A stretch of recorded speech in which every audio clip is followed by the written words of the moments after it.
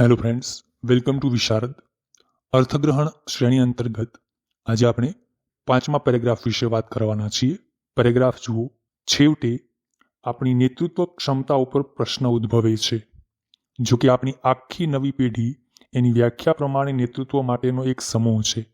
મને લાગે છે કે આપણી વિદ્યાશાખાઓ આપણા દેશ માટે ભવિષ્યના નેતૃત્વ કરનારા લોકોનો સ્ત્રોત છે.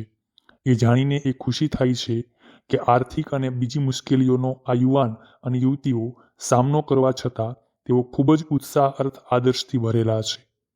મુદ્દાનો પ્રશ્ન એ છે કે શું આપણી પાસે એક ક્ષમતા તેમજ વિચારશીલતા છે કે જેનાથી આપણે આ સ્ત્રોતનો યોગ્ય ઉપયોગ કરી શકીએ, તેમજ આ ભર જુવાનીવાળા આદર્શોને એક ઝળહળતી જ્યોત બનાવીએ કે જેનાથી તેઓ ભારતના ભવિષ્યને ઉજાગર કરે, આપણા સપનાનું ભારત બનાવે કે જેને બનાવવામાં અસંખ્ય પેઢીઓએ સંઘર્ષ અને બલિદાન આપ્યા છે. ભારતને સામાજિક રીતે મુક્ત, આર્થિક રીતે સમૃદ્ધ, રાજકીય રીતે જોડાયેલ, લશ્કરી રીતે મજબૂત અને ધાર્મિક રીતે ગતિશીલ બનાવે. તો આ રીતે મિત્રો આ એક પેરેગ્રાફ છે અને હવે આ પેરેગ્રાફમાંથી કેવા પ્રશ્નો બની શકે એની વાત કરીએ. તો પ્રશ્ન નંબર 1, લેખક માને છે કે ભારત 1. સામાજિક રીતે મુક્ત, 2. આર્થિક રીતે સદ્ધર, 3. આધ્યાત્મિક રીતે ગતિશીલ. હવે સાચા વિકલ્પ માટે નીચે જુઓ. A માત્ર 1 અને 2, B માત્ર 2 અને 3, C 1, 2 અને 3 બધા જ, અને D આપેલ પૈકી એકેય નહીં.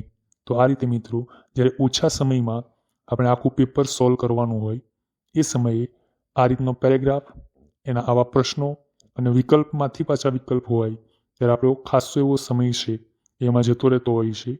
તો આની જેટલી પણ વધારે પ્રેક્ટિસ કરીશું એટલે આપણે ફાયદામાં રહેશું. તો અહીંયા સાચો જવાબ આવે છે વિકલ્પ ડી, આપેલ પૈકી એકેય નહીં.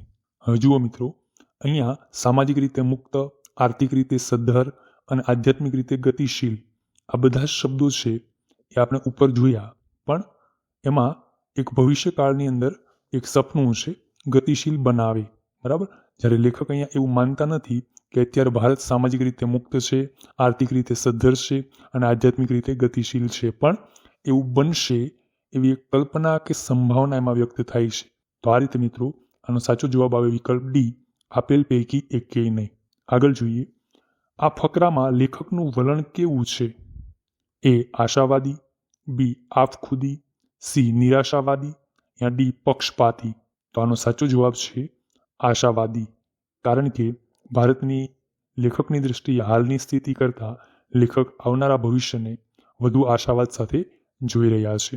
આગળનો પ્રશ્ન, દેશના ભાવિ નેતાઓ મુખ્યતઃ ક્યાંથી આવશે? વિકલ્પ જુઓ. A હાલના રાજનેતાઓના કુટુંબોમાંથી, B સમાજશાસ્ત્રીઓના સમુદાયમાંથી, C વિશ્વવિદ્યાલયોમાંથી, યા D આખી યુવા પેઢીમાંથી. તો આનો સાચો જવાબ આવે છે C વિશ્વવિદ્યાલયોમાંથી. આગળનો પ્રશ્ન, આપણા સપનોના ભારતને પામવા માટે વિકલ્પ જુઓ.